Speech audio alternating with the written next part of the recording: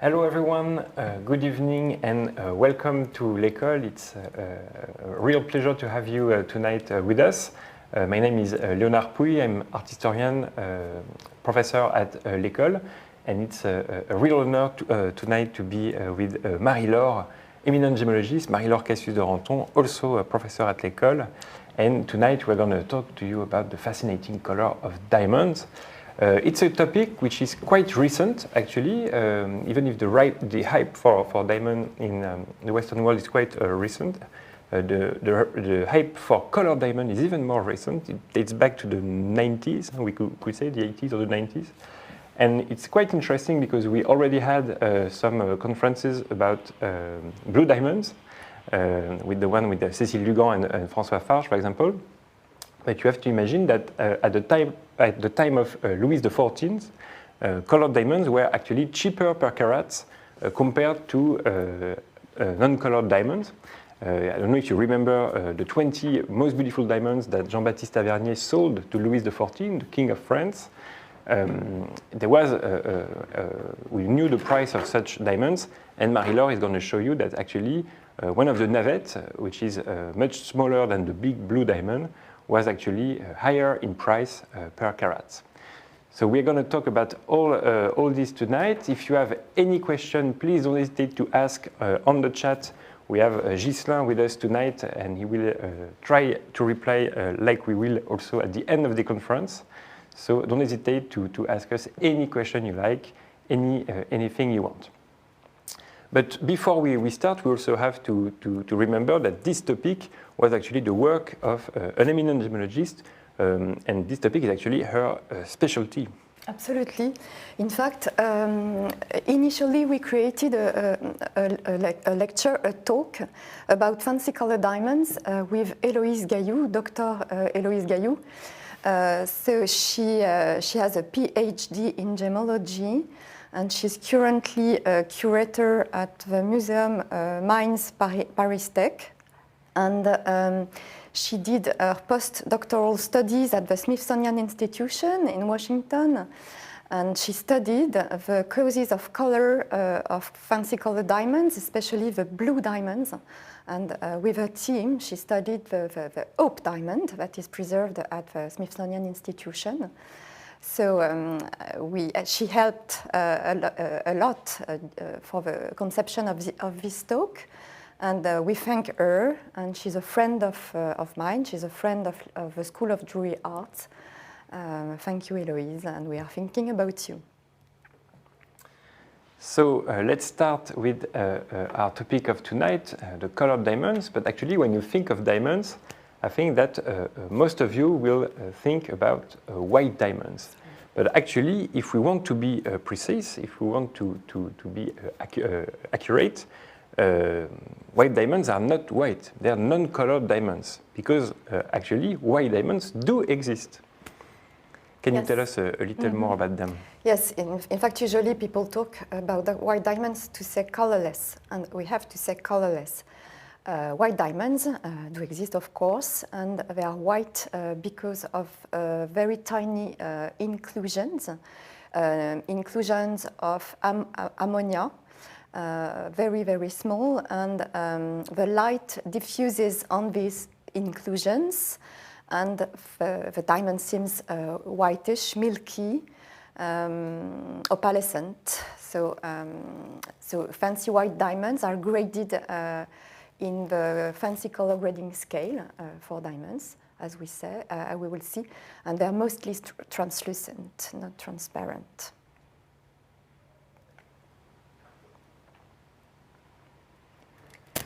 So maybe you can tell us, Marie-Laure, what we'll be dealing with tonight. So the schedule of our talk, it will be in two parts. The first part will be more related to the market and more technical. And we will talk about the most precious gemstones that are fancy colored diamonds.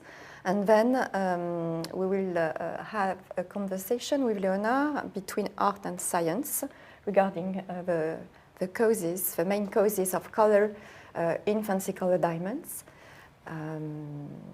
And we will talk only, I would like to highlight that from the beginning, we will talk only about natural diamonds and natural causes for diamonds. So wait until the end of the conference because we're going to see actually the most beautiful diamonds that we picked for you. We made a selection for you of diamonds of very, very high quality. Some of them are quite rare. We don't have so many pictures. And we have also many information to give you about them, some of them historical or market. Lots of things to say. So let's start with the world's most precious gemstones. Actually, we have to recall that some stones had prices broke record for auctions, and this started really in the 80s. Actually, the first stone that really peaked in terms of price for because of its color was the Hancock Red. You have it on the screen, and what is absolutely fascinating is that this is a very, very small stone now. We know only very few red diamonds, but this one is less than a carat, and yet it reached $880,000 at Christie's in 1987, which means almost $1 million per carat. It's quite an exceptional price. It's really the beginning of very high prices at auctions for fancy colored diamonds. It was not the case before. In fact, I think the taste for fancy colored diamonds started in the 1980s with this auction. This auction, in fact, is the sign of a change in taste. At the same time, at the Smithsonian, no, it was in New York, at the American Natural History Museum, were on display two very important collections of fancy colored diamonds, the one from Eddie Elsass and the other one from André Guchuchian, and it was at the same time that Alan Bronstein started to gather the diamonds of his collections, the Aurora collection, one of the most beautiful collections of colored diamonds. And one other very important fact to know is that the world auction record for a gem, actually diamond or not, colored diamond or not, is actually the Chow Tai Fook Pink Star, so a colored diamond, which weighs a bit less than 60 carats and was sold for $71.2 million. So it's based in Hong Kong in 2017. This is the highest price ever reached by any stone. Absolutely. And we look also at the world auction record in price per carat. And this also is quite interesting because if we look at the price per carat, this time the world auction was also reached by a colored stone, a blue stone called the Blue Moon of Josephine, bought by one man from Asia actually, who bought many stones, and they were all called Josephine, which is the name of his daughter. Yes, in fact, this diamond, this fancy vivid blue diamond, probably the most beautiful blue diamond in the world, because Eloise told me that she had it in his hands. She saw many blue diamonds, and she told me that it was the most beautiful, fancy, vivid blue diamond she had ever seen. And this stone, in fact, was purchased by a very famous collector of colored diamonds. His name is Joseph Lowe. He's in Hong Kong, and so he paid a very high price for these colored diamonds. And in fact, what we can highlight regarding the market is that the prices are still rising for these very rare gemstones, and they are purchased mostly by important jewelry houses like Harry Winston or Lawrence Graff. This kind of purchase is a part of their communication strategy, of course, and these diamonds can be considered also as investment.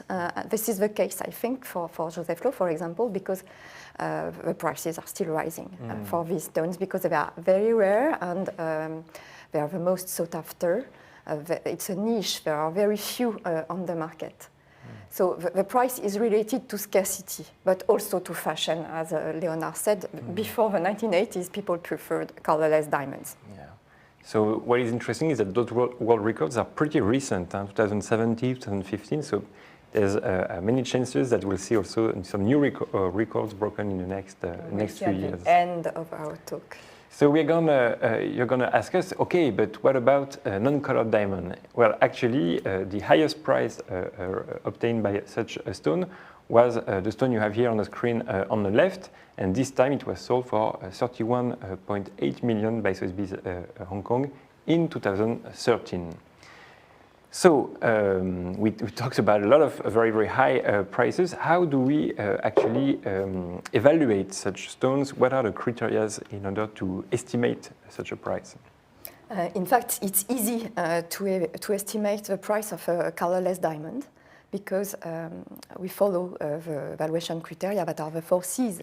So here, this world auction record for colorless diamonds, it gathers all the best grades for the valuation criteria. D color, flawless clarity, type 2A, it's very large, triple X in terms of cutting, no fluorescence. So the 4 C's are a valuation system invented by the GIA in the 1930s. So we have grading scales for each criterion. So the color, the clarity, the cut, the weight, and we have also grades for fluorescence, of course. And we can be very precise and accurate in the determination of the price thanks to this system. But for fancy color diamonds, it's different. Of course, the 4 C's do exist, but the most important criterion is, of course, color. It's much more important than any other criterion. There are 2 color grading scales for diamonds, invented both of them by the GIA. So here on the screen we have the color grading scale for colorless to near colorless diamonds. It's very easy to understand from the letter D to the letter Z. So D is the most colorless, it's the best color for colorless diamonds. And the more you go towards Z, the more you will notice a hint of color into the diamond. This hint of color can be yellow, can be brown, or can be gray. When we have more color than in the master stone Z, we change color grading scale and the diamond becomes fancy. So if you look at the color grading scale for fancy color diamonds, a light yellow, for example, corresponds to Z. And if you have more color, it becomes fancy light. That's how it works. And so it's for gray, yellow, and brown. We can start with colorless to near colorless, and then we change color grading scale. For all other colors like pink, blue, green, purple, violet, we never grade in the D to Z color grading scale. As you can see for the pink diamonds or the blue diamonds, it's more difficult to assess a color grade for fancy color diamonds because, for example, if you observe fancy intense blue diamonds, they are very different, but they can receive exactly the same grade. So it's easy to purchase colorless to near colorless diamonds without seeing them, but it's almost impossible to purchase colored diamonds without seeing them because very slight differences in color or in saturation can make very important differences in terms of price. But so what are the best tools if you want to evaluate such a stone? What are the best conditions if you want to make such scales? So in fact, it's very important, the conditions, to observe the color and to grade the color. The color of the diamonds are graded at the gemological laboratories. And for this purpose, we use, here we are at the French Gemological Laboratory, and it's a very specific box called the Judge. It's gray and it's matte finish to be the most neutral possible. And we use a standardized light, the D65 daylight, And the diamonds are observed under these specific conditions. So for colorless to near colorless, it's easy to grade because we use what we call master stones, that are diamonds of reference, that we have a collection at the lab. So we have all the colors of a scale, and we compare the stone of the client with these master stones, and we assess a grade. It's easy. For fancy color diamonds, it's much more complicated because we can't have master stones, and the diamonds, color of diamonds, are compared with how we call that virtual references. Very often we use Gemologist. It's a very efficient way to describe the color of fancy color diamonds. But the thing is that all the diamonds that you have on the screen right now are all with the same cut. And what is fascinating is that actually with different cuts, the same stone can have different colors. Absolutely, you're right. So in fact, for colored diamonds, the most important grade, of course, is color. All the other grades are less important. And for the cut grade, of course, the goal of the cut is not to enhance brightness and fire, as it's the case usually for colorless diamonds. Its goal is to emphasize the color. We have several examples on the screen. Very often, diamantaires, diamond cutters, purchase S to Z color diamonds with a yellow hint, and they recut them, for example, in radiant cut to get a fancy yellow diamond. So it's a common practice for diamond cutters. And radiant cut, for the specialist, is supposed to be the most convenient cutting style to highlight, to emphasize the color of fancy color diamonds. And we can see on the right how the color changed with a yellow stone. Actually, on the left, we have a pink stone, which is a historical one. It has actually been recut a few times during his existence. So it's called the Argyle diamond. The Argyle diamond is a very ancient diamond we know of. We know it since the 16th century, already at the time of the Mughal in India. This stone was known. Actually, its name, Agra, comes from the former capital of India, which was moved to Delhi in 1658 by Aurangzeb, who was one of the owners of such a stone. So this stone was probably stolen or missing during the sack of Delhi from 1739, and we lost its trace until the 1840s, where it popped up in London. Then during the 19th century, it was sold and bought in Paris and London by a few owners. And then at the end of the 19th century, a certain Bram Hertz in London decided to recut it, to have it lose actually 10 carats, and then he sold it in exchange with a rope of pearls. So pearls were very, very valuated at that time. In the early 20th century, this stone was owned by the Lacloche brothers, and I know most of our Hong Kong students know the Lacloche brothers very well because we have an exhibition there on this beautiful jewelry maison. And then it was sold again until the 90s, where it was bought by a Hong Kong corporation in Hong Kong, and then sold to the Al Thani collection, the Prince of Qatar, who still owns it today, after it had been recut to have its actual shape. Yes, in fact, on the right, so on the left, we have the recut of the 19th century, and on the right, the recut during the 1980s. So it's a kind of radiant cut, and of course, the color grade is higher after the recut. We have a fancy intense pink today. So we've talked about lots of elements in order to evaluate, to appreciate such color. But actually, what are the natural causes of color in diamonds? Actually, there are many causes. Absolutely. In fact, in nature, diamond comes in almost all colors possible. Here, first, to start, what is a diamond? Exactly. You have to tell us. Mm-hmm. I don't know. You know. So, in fact, I think you know that, in fact, diamond is a mineral species. A mineral species is a chemical composition and an atomic structure. So diamond is made mostly by carbon, and the carbon atoms are organized in a very specific way, as you can see on the screen. And the crystalline system is the face-centered cubic, and it belongs, to the mineral class native, because it's made of only one kind of chemical elements. It's supposed to be made of only one kind. And you can see on the right, it's a rough diamond, how it looks like when we find it into the earth, into the rocks.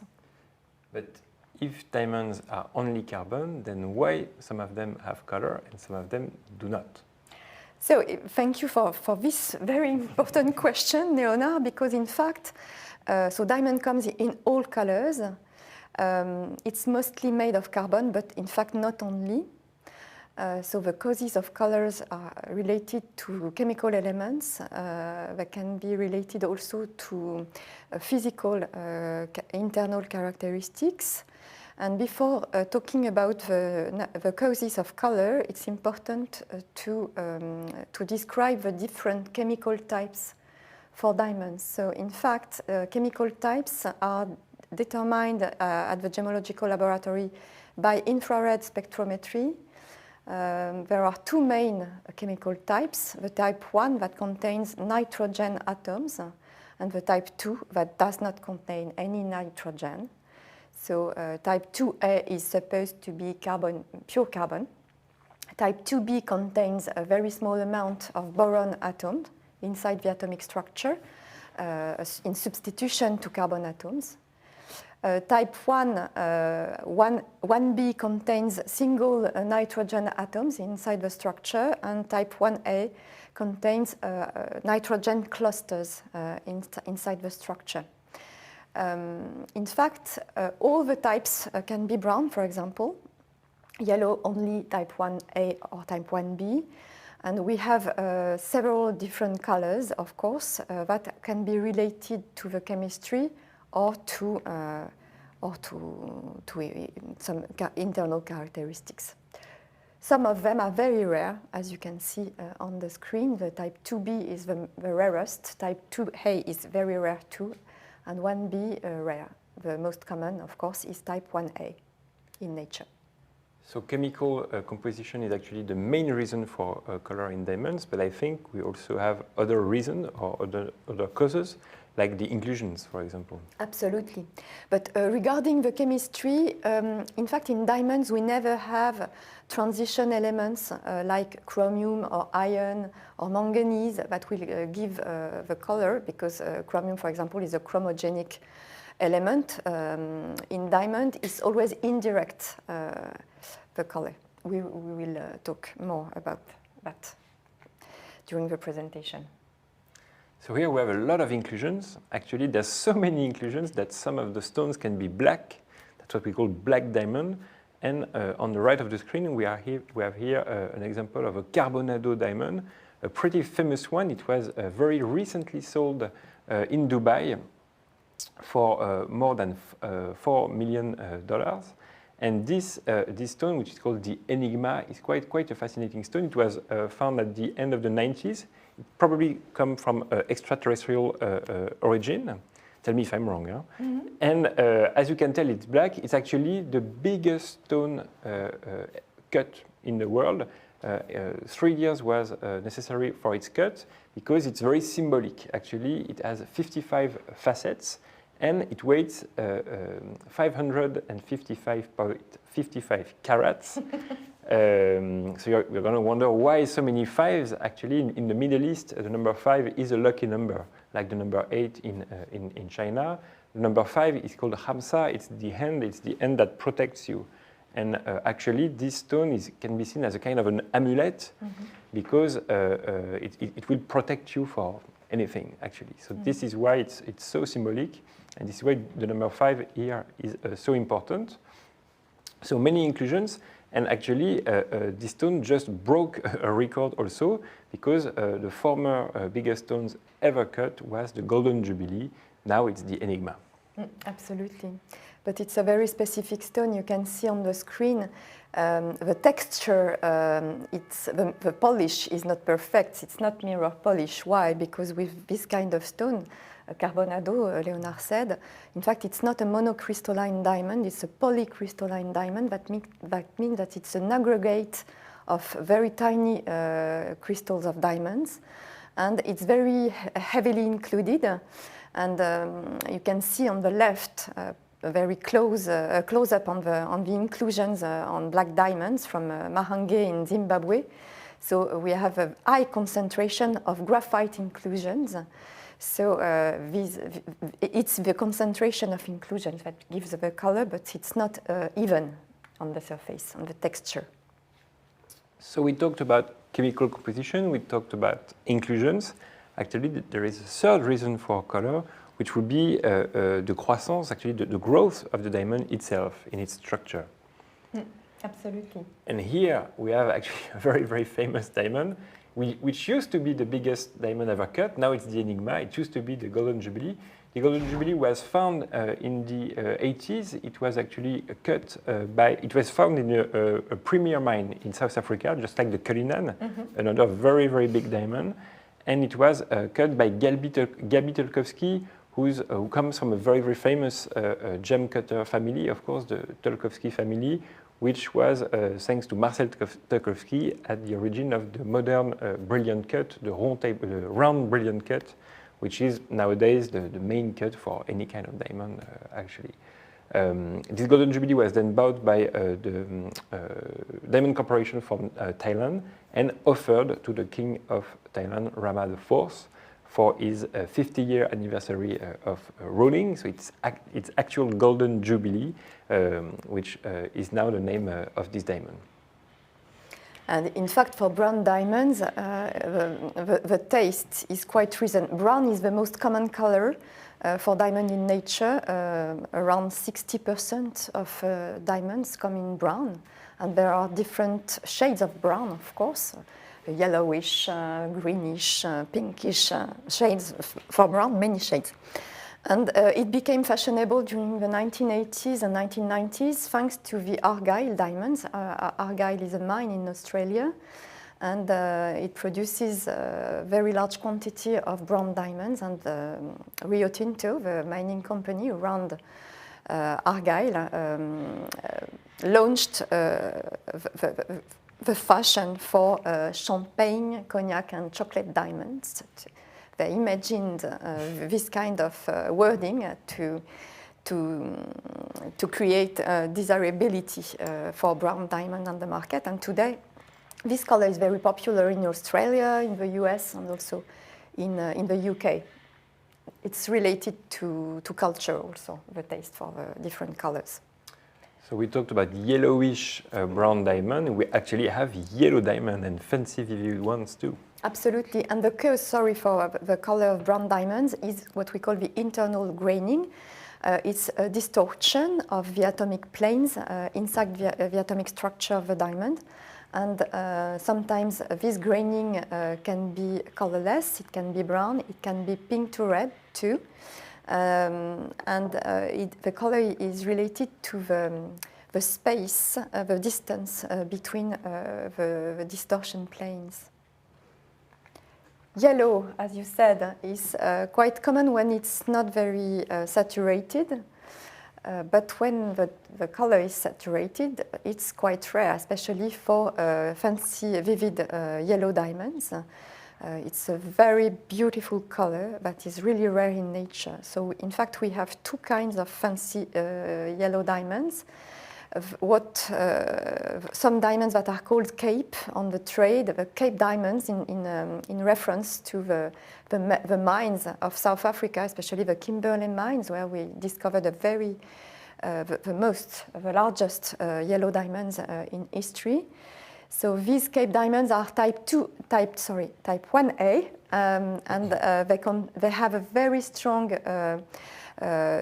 entry center.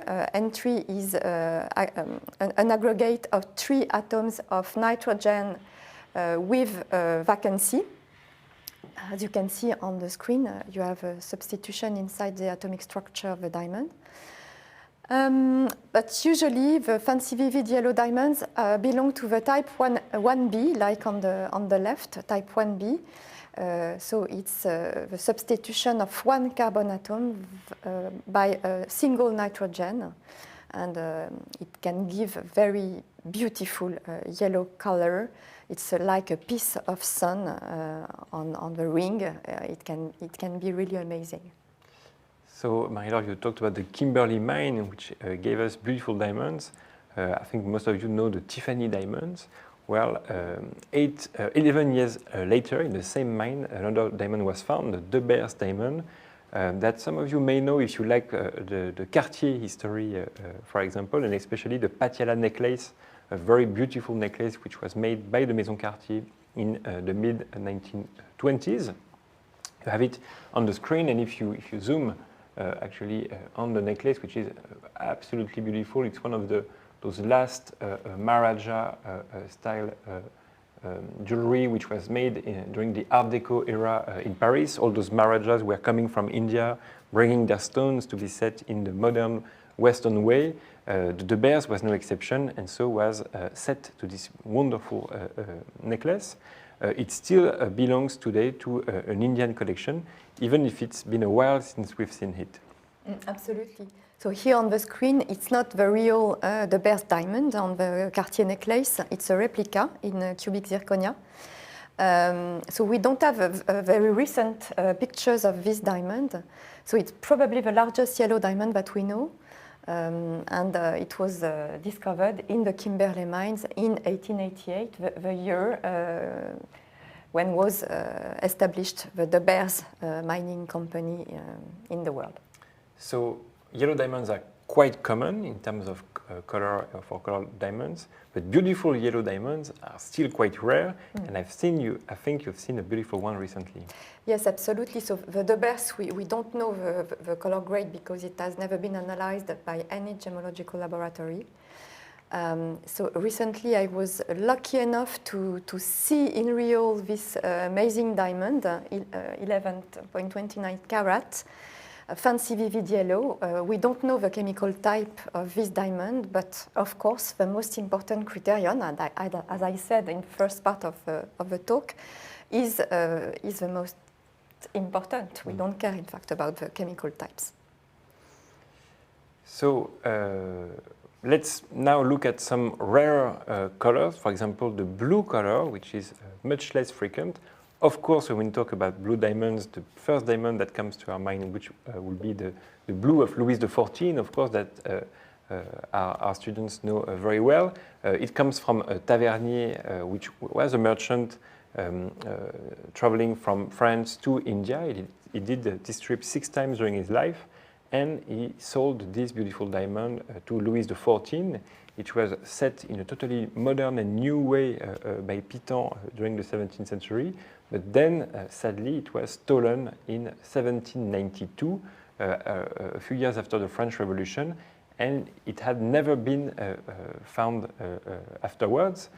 Actually, we still know the blue of Louis XIV today, but it's the actual hope that we have at the Smithsonian Institution. It had been recut during the 19th century before it was sold in the 20s by Cartier once again to Evelyn Walsh McLean, which had it on her dog necklace. Actually, it was not a choker, not a dog necklace, but an actual dog necklace. Called Mike.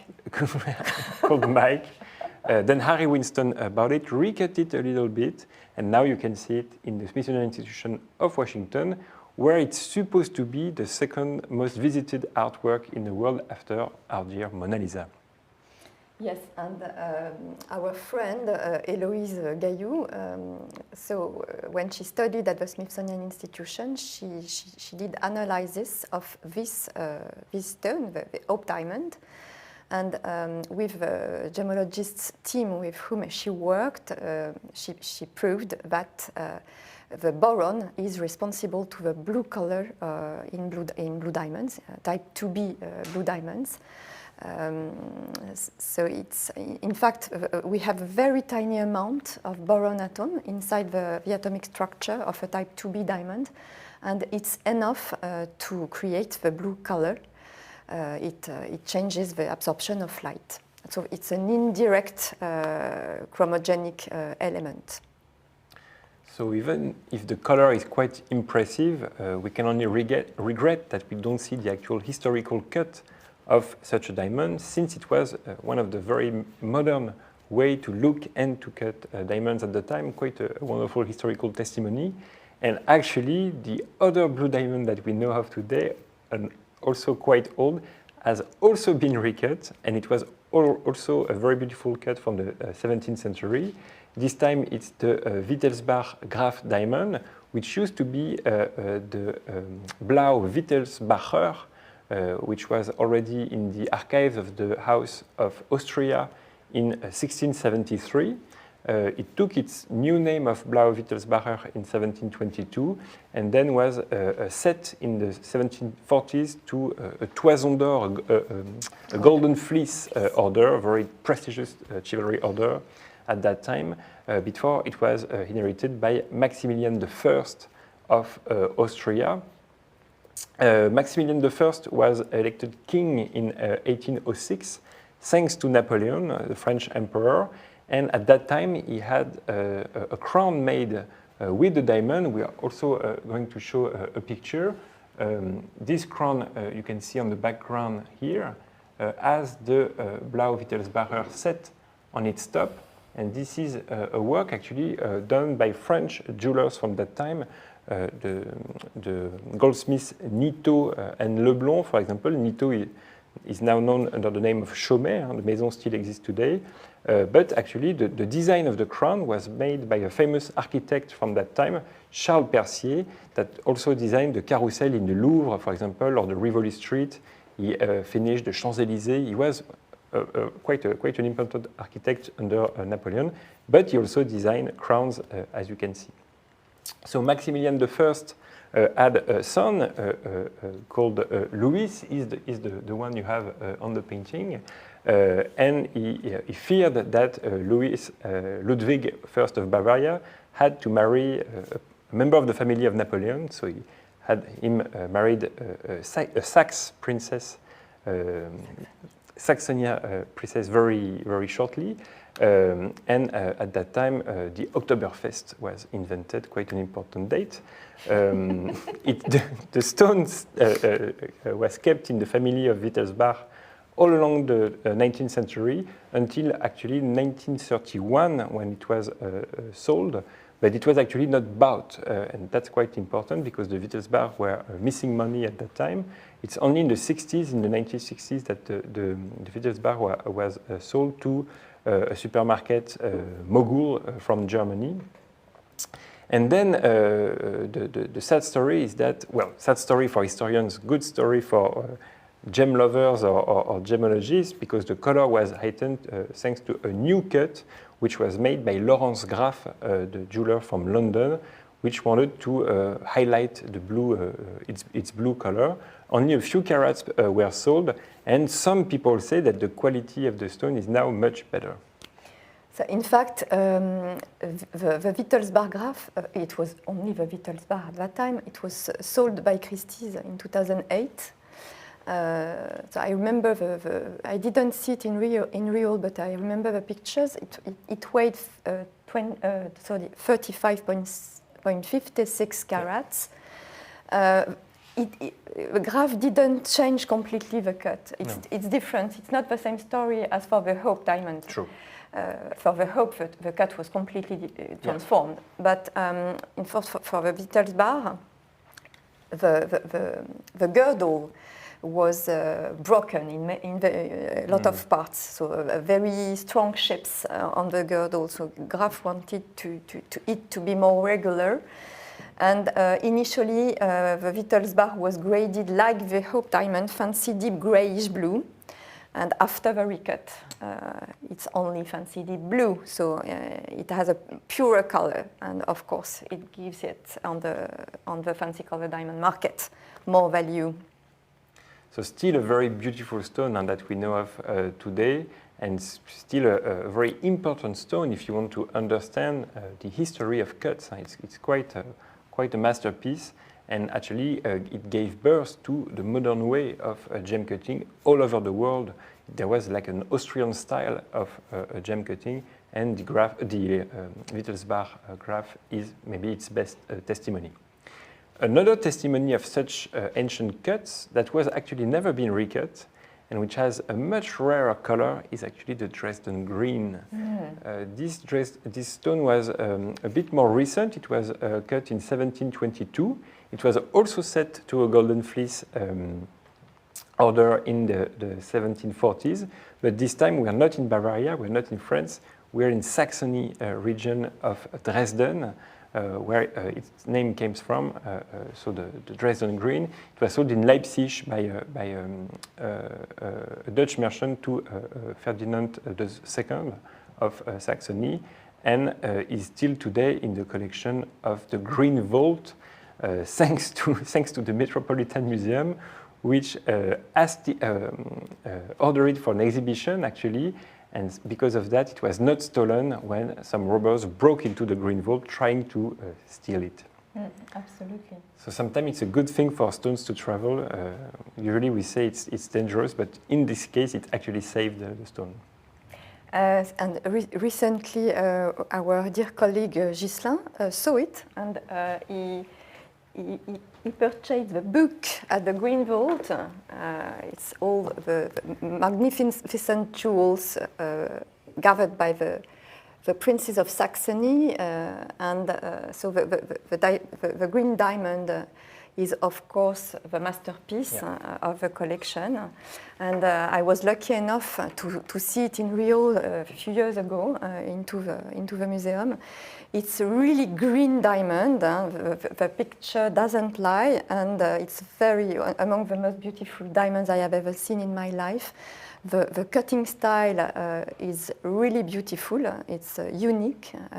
We have a kind of ovoid shape, brilliant cut. So it was polished. We know that it was polished in London. London was among the most important diamond cutting centers during the 18th century.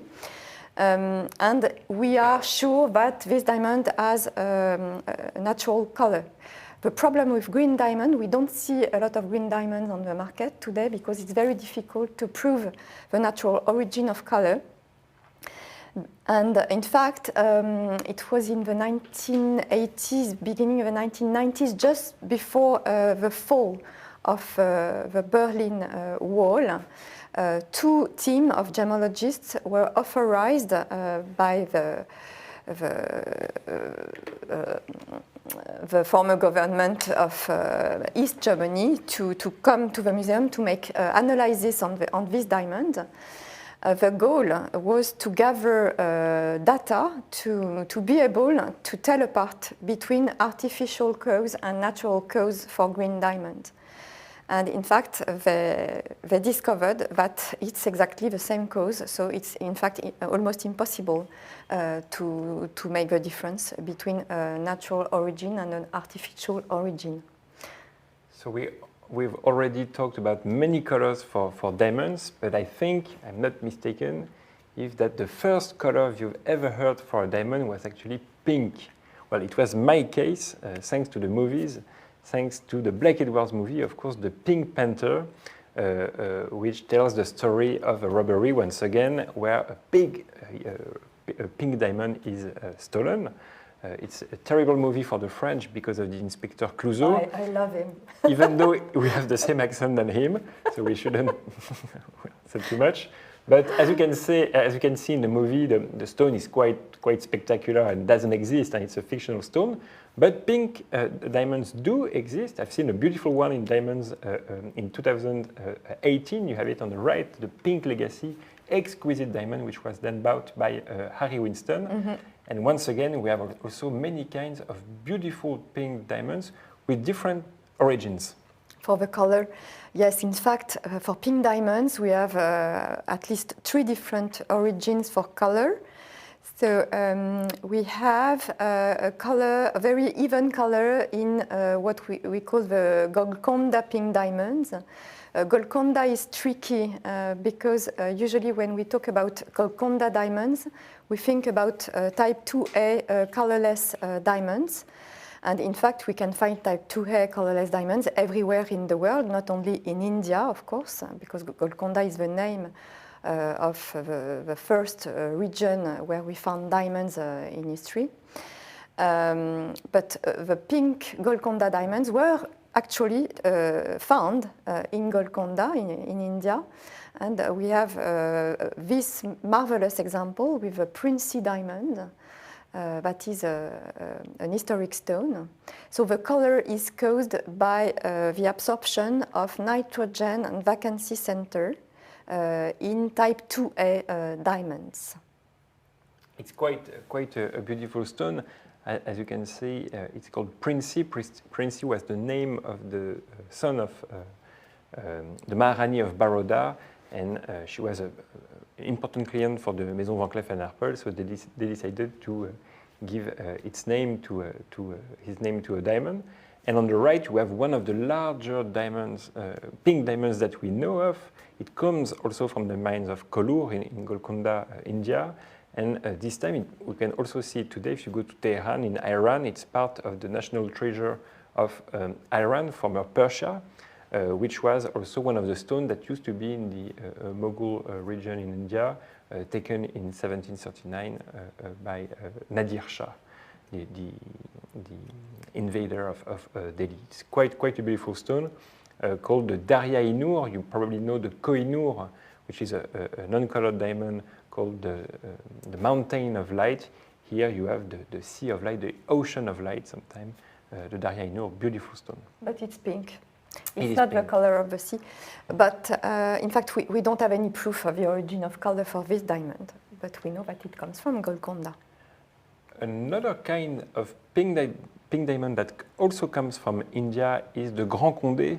The Gran Conde is a French stone that was supposed to belong to the actual Gran Conde. He was the cousin of Louis XIV, a famous military general from France. But actually, the first proof we have of its existence comes from 1713, so much later, in the collection of Anna of Bavaria, which was the wife of his son. A terrible person, very bad father, bad husband, very wrong character. He was actually a werewolf, if you read the memoirs of Saint-Simon. So quite a pictorial character.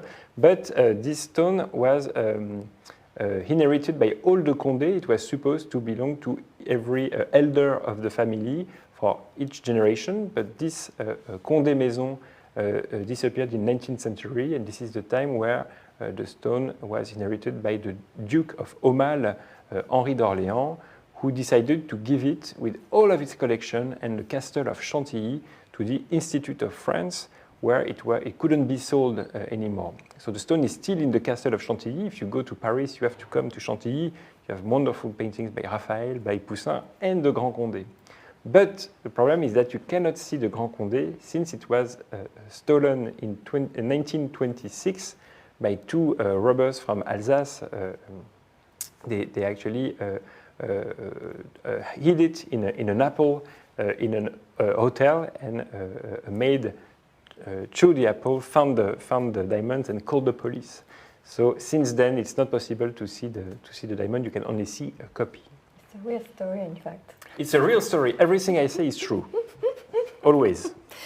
But in fact, it's a Golconda diamond, but it's not the same cause for the color, and in fact, it has not so far been discovered. So usually, the cause of color for pink diamonds is related to graining. So it's the case for the Argyle pink diamonds. So Argyle is an Australian mine that was recently closed in 2020. And the prestige of the mine is related to the pink diamonds, pink to red diamonds, violet diamonds, also very rare color. And in Argyle, we find type 1A diamond with graining, pink graining that can be more or less concentrated. As you can see on the right, you have stripes, bands of pink graining. And of course, when the diamond cutter polishes this kind of stones, he has to pay attention to the way he will polish the stone to make it look even in terms of color. So in Argyle, these pink diamonds were sold at auctions in Geneva once a year during the Argyle tender, and sold to diamond cutters, in fact. Red and pink have usually the same origin for color. It's more saturated and more concentrated. We have two very famous red diamonds here, and red is probably, like Léonard said before, the rarest color in nature. So we have the largest red diamond, the Moussaïef red, a little bit more than 5 carats. It's fancy red, and it was discovered in Brazil. It's a type 1A. And another famous red diamond is the De Jong red, 5 carats, preserved at the Smithsonian Institution. The color is less appealing than the Moussaïef red because it's darker, and it was graded fancy dark reddish brown. And but what is funny is that for a long time people thought that it was a garnet, but one day they did analyze this and realized they had red diamond. Fantastic color. Also we have orange, which is quite rare. Pure orange is very rare. Yellowish orange, orangey yellow are quite common, but pure orange are very, very rare.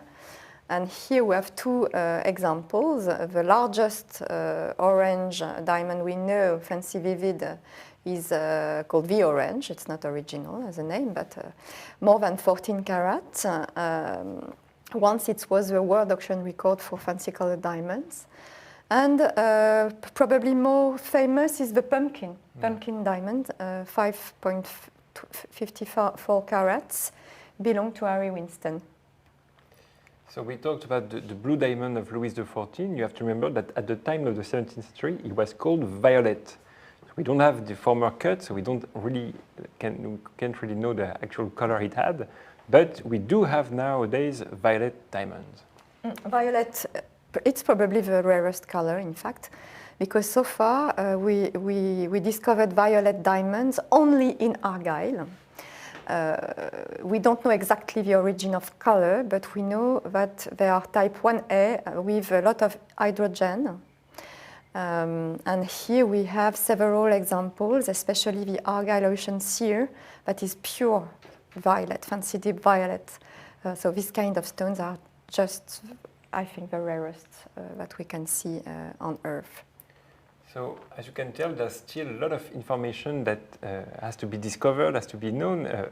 Color diamonds are quite a mystery, but hopefully the market is quite animated, and we can see, and the collectors can be very happy because almost every year we have new colored diamonds coming up on the market. I think the next one will be a blue diamond, and you have also seen it in Dubai. Yeah, I was really lucky to see it in Dubai recently. So it's this blue diamond, the De Bergs Cullinan blue diamond. It was found last year in the Premier mine. So the Premier mine was named the Cullinan mine in the 20th century because it belonged to Thomas Cullinan. And it's a famous mine for very high quality colorless diamonds. The largest colorless diamond ever discovered, the Cullinan diamond, was discovered there. And also blue diamonds. So the most famous locations for blue diamonds are India and the Premier mine in South Africa. It's the largest fancy vivid blue diamond ever proposed at auction, more than 15 carat. It's fancy vivid blue, internally flawless clarity, and so it's beautiful. I had it in my hands. I was able to look at it even with a 10 times magnifier. it's a perfect diamond. So the low estimate is $48 million. It will be sold in Hong Kong in April. So we will follow with a great attention this sale. All right, so I think we have 5 minutes left, so we would like to thank you for your attention, but we also like to answer any question you would have. Don't hesitate to ask Ghislain on the chat, and he will send the questions to me. Maybe there was already some questions, but during those few minutes, we would like to tell you about the next conference that we will give. It will be on the art of brooches. It will be given by Ghislain himself, the great Ghislain Aucreman, and Paul Paradis, the none less great Paul Paradis.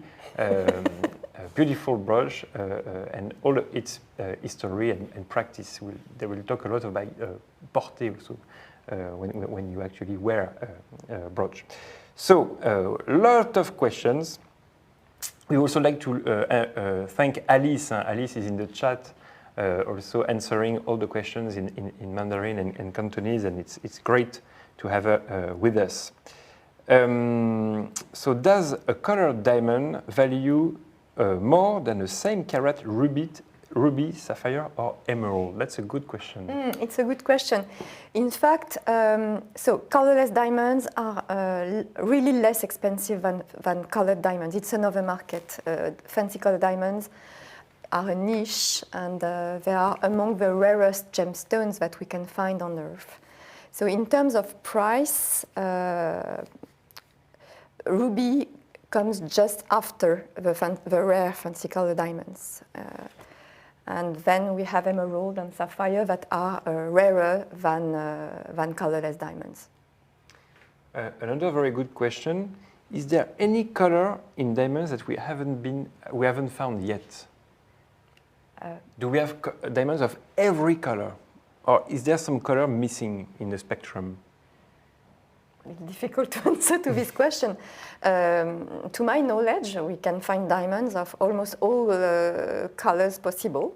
We've seen white and black. We always discover new things, so I don't know. Maybe rainbow? Could we have polychromatic stones?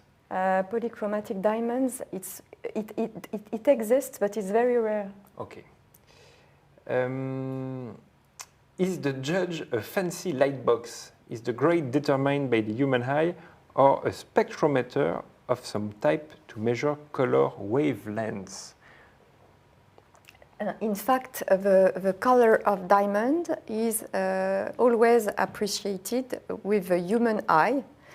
So, in fact, the conditions, as I said, are very important. So, the grey box with the D65 light. So, the conditions, the lightning conditions are very important. And then, in fact, the color is appreciated with the human eye, not with a spectrometer. So, we have very interesting questions. Is it possible to determine the chemical structure of a diamond without damaging it? Of course. Just with an external analysis? We don't have to pierce it or... No, we can, of course, we have several devices that are used in gemological laboratories. They don't damage, of course, the stones.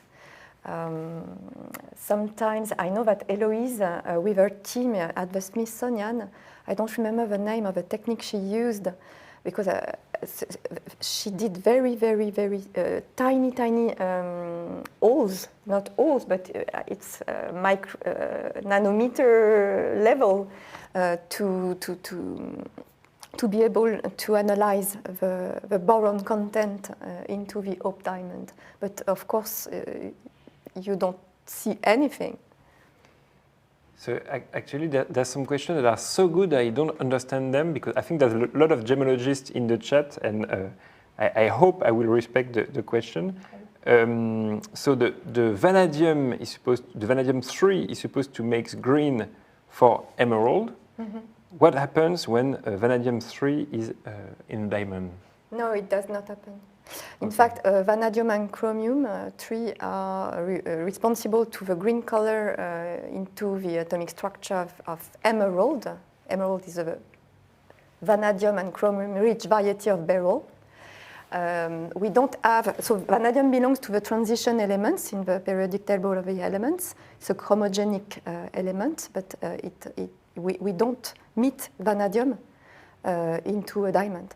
The chemical elements that can be responsible for color in diamonds are not directly chromogenic. So in fact, when boron, for example, substitute carbon atoms inside the atomic structure, boron does not give the color directly. It creates a defect into the atomic structure, but changes the way the light is absorbed by the diamond. But it's not a chromogenic element like chromium or vanadium. Thank you. And maybe a last question that will conclude this conference today. We know that the Argyle mine in Australia is now closed. There used to be beautiful pink diamonds coming from there. Do we know where will come the few pink and red diamonds in the future? In fact, Argyle is not the only mine that produces pink and red diamonds. It's the only mine I know that produces violet diamonds. So in April, it will be the last Argyle tender in Geneva. So I'm sure that the prices will rise again, of course. But there are other sources for pink and red diamonds. Brazil, for example. We have also pink diamonds in Tanzania, in the Mwadui mine. Maybe I don't think about other sources, but there are other sources for this kind of diamonds. But they are rare. They will still be rare. So thank you very much for all these fascinating questions. I've learned a lot. Actually, I hope you also learned a bit during this conference. Thank you for your attention, and we hope to see you again very soon for one of our other conferences, or at l'école, of course, you're always welcome. Thank you very much. Thank you, Marie-Laure. Léonard. Thank you very much. Thank you. Thanks to you to attend our talk. Have a good night.